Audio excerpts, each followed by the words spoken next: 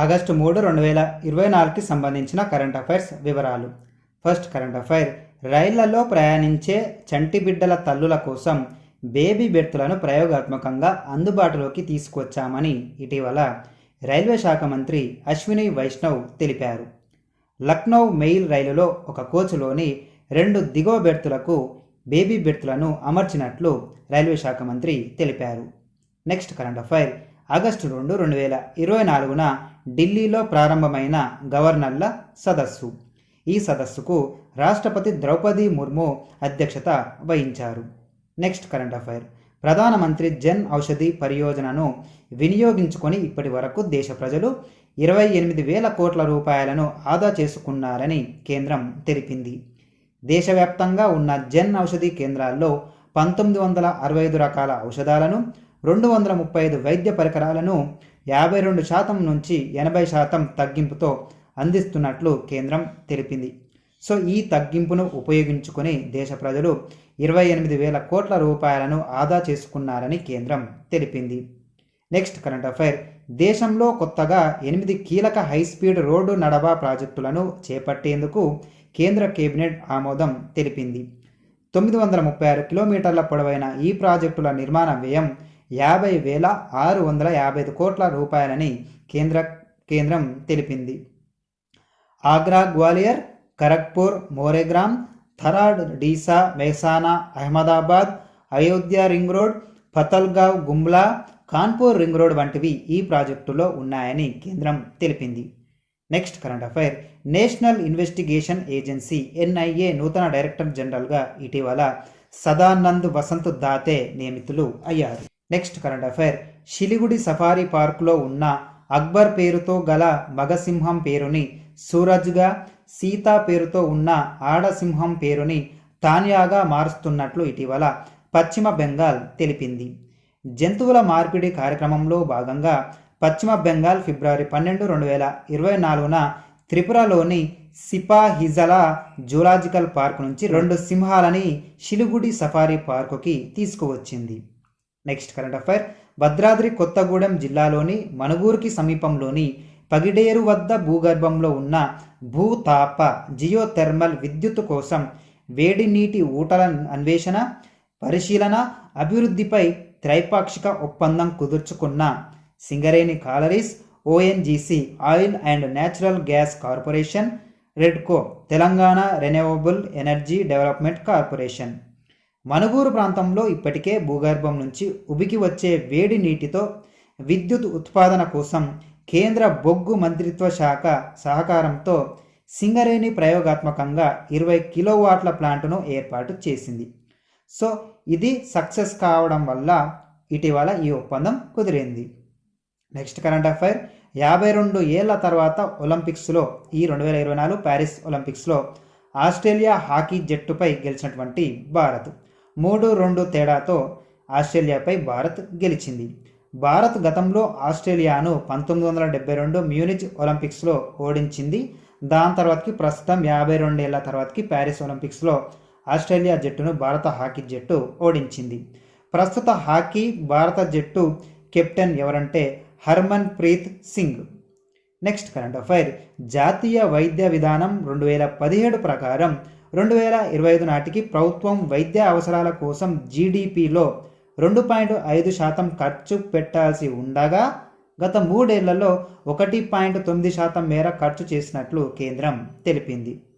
Next current affair, 6 రాష్ట్రాల్లో విస్తరించిన పశ్చిమ కన్మల్లోని 56,800 చదరపు కిలోమీటర్ల ప్రాంతాన్ని పర్యావరణ పరంగా సున్నితమైన ప్రాంతం ఎకలాజికల్లీ సెన్సిటివ్ ఏరియా ESAగా ప్రకటిస్తూ 5వ ముసాయిదా నోటిఫికేషన్ని కేంద్ర ప్రభుత్వం జూలై 31, 2024న విడుదల చేసింది.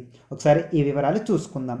కేరళలో 9,993 చదరపు కిలోమీటర్లు, తమిళనాడులో 6,914 చదరపు కిలోమీటర్లు, గుజరాత్లో 449 చదరపు కిలోమీటర్లు, గోవాలో 1,461 చదరపు కిలోమీటర్లు, కర్ణాటకలో 20,668 చదరపు కిలోమీటర్లు, మహారాష్ట్రలో 17,340 చదరపు కిలోమీటర్ల విస్తీర్ణాన్ని సున్నిత ప్రాంతంగా ఈ ముసాయిదాలో పేర్కొన్నారు.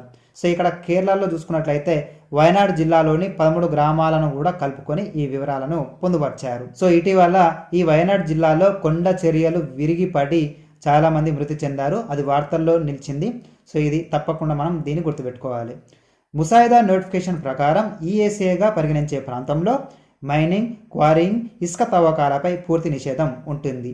ఇప్పటికే మైనింగ్ జరుగుతుంటే లీజు గడువు పూర్తయిన తర్వాత లేదా తుది నోటిఫికేషన్ విడుదలైన 5 ఏళ్ల లోపు ఏది ముందైతే అది దానిని నిలిపివేయాలి. కొత్తగా బొగ్గు ఆధారిత థర్మల్ విద్యుత్ కేంద్రాలను ఏర్పాటు చేయవద్దు. ఇప్పటికే ఉన్న వాటిని నడపవచ్చు, కానీ విస్తరించరాదు. భారీ స్థాయి టౌన్షిప్స్, అదేవిధంగా భవనాల నిర్మాణాలపై నిషేధం ఉంటుంది. పెరుగుతున్న జనాభా, వాతావరణ మార్పులు, అభివృద్ధి కార్యక్రమాల ప్రభావం పశ్చిమ కనుమలపై ఏ విధంగా ఉంది అన్న దానిపై అధ్యయనం చేయడానికి 2010లో పర్యావరణవేత్త అయినటువంటి మాధవ్ గాడ్గిల్ నేతృత్వంలో ఒక నిపుణుల కమిటీని కేంద్రం ఏర్పాటు చేసింది. పశ్చిమ కనుమల్లోని మొత్తం పర్వత ప్రాంతాన్ని ఈఎస్ఏగా ఎకలాజికల్లీ సెన్సిటివ్ ఏరియాగా ప్రకటించాలని 2011లో ఈ నిపుణుల కమిటీ సిఫార్సు చేసింది. సో ఈ నివేదికని, ఈ సిఫార్సులను పలువురు వ్యతిరేకత వ్యక్తం చేయడం అనేది జరిగింది. 2013లో ఇస్రో మాజీ కె కస్తూరి రంగన్ నేతృత్వంలో ఉన్నత స్థాయి కమిటీని కేంద్రం నియమించింది.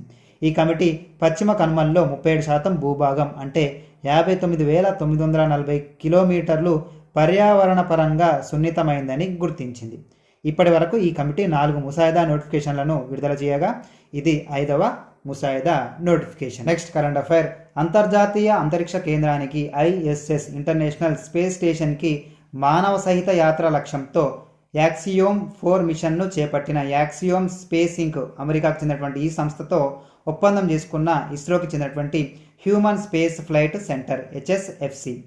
ఈ ఒప్పందంలో భాగంగా మిషన్కు అవసరమైన 2 గగన్ యాత్రికులను ప్రధాన బ్యాకప్ పైలట్లుగా ఎంపిక చేసింది. ఈ మిషన్కు ప్రధాన పైలట్గా గ్రూప్ కెప్టెన్ అయినటువంటి శుభాంశు శుక్లాని ఎంపిక చేసింది. అదేవిధంగా బ్యాకప్గా గ్రూప్ కెప్టెన్ అయినటువంటి ప్రశాంత్ బాలకృష్ణన్ నాయర్ని ఎంపిక చేసింది. 2025లో భారత్ తొలి మానవ సహిత అంతరిక్ష యాత్ర గగన్యాన్ని చేపడుతుంది. గగన్యాన్ కోసం 4 వ్యోమగాములను భారత్ ఎంపిక చేసింది. వారెవరంటే Shubhanshu Shukla, Prashanth Balakrishnan Nair, Ajit Krishnan, Angad Pratap. Next current affair. Smart ఫోన్లు ఉపయోగించడంతో గత 6 ఏళ్లలో 80 కోట్ల మంది భారతీయులు పేదరికం నుంచి బయటపడ్డారని ఇటీవల ఐక్యరాజ్య సమితి వెల్లడించింది. దేశ గ్రామీణ ప్రజలు వారి వ్యాపారాలకు సంబంధించిన అన్ని రకాల లావాదేవీలను స్మార్ట్ ఫోన్ల నుంచే చేసుకోగలుగుతున్నారని ఈ సందర్భంగా ఐక్యరాజ్య సమితి తెలిపింది. Next current affair. 2024 సంవత్సరంలో 13,35,878 మంది విద్యార్థులు ఉన్నత విద్యను అభ్యసించడానికి వివిధ దేశాలకు వెళ్లారని భారత్ ప్రకటించింది. అత్యధికంగా కెనడాలో 4,27,000 మంది, అమెరికాలో 3,37,630 మంది భారతీయ విద్యార్థులు ఉన్నత విద్యను చదువుతున్నారని భారత్ తెలిపింది. Next current affair. 2023-24 ఆర్థిక సంవత్సరానికి సంబంధించి జూలై 31 నాటికి 7.28 కోట్ల ఆదాయపు పన్ను రిటర్నులు దాఖలయ్యాయని ఇటీవల కేంద్రం వెల్లడించింది. ఇందులో 5.27 కోట్లు కొత్త పన్ను విధానంలో, 2.01 కోట్లు పాత విధానంలో ఈ పన్ను రిటర్నులను దాఖలు చేశారని కేంద్రం తెలిపింది. Next current affair. ఆగస్టు 2, 2024 అసెంబ్లీలో తెలంగాణ ఉద్యోగ క్యాలెండర్ని ప్రకటించినటువంటి తెలంగాణ ఉప ముఖ్యమంత్రి మల్లు బట్టి విక్రమార్క. సో ఫ్రెండ్స్, ఇవి ఆగస్టు 3, 2024కి సంబంధించిన కొన్ని ముఖ్యమైనటువంటి కరెంట్ అఫైర్స్ వివరాలు. మీకు ఈ వీడియో నచ్చితే లైక్ చేసి మీ ఫ్రెండ్స్కి ఈ వీడియోని షేర్ చేయండి.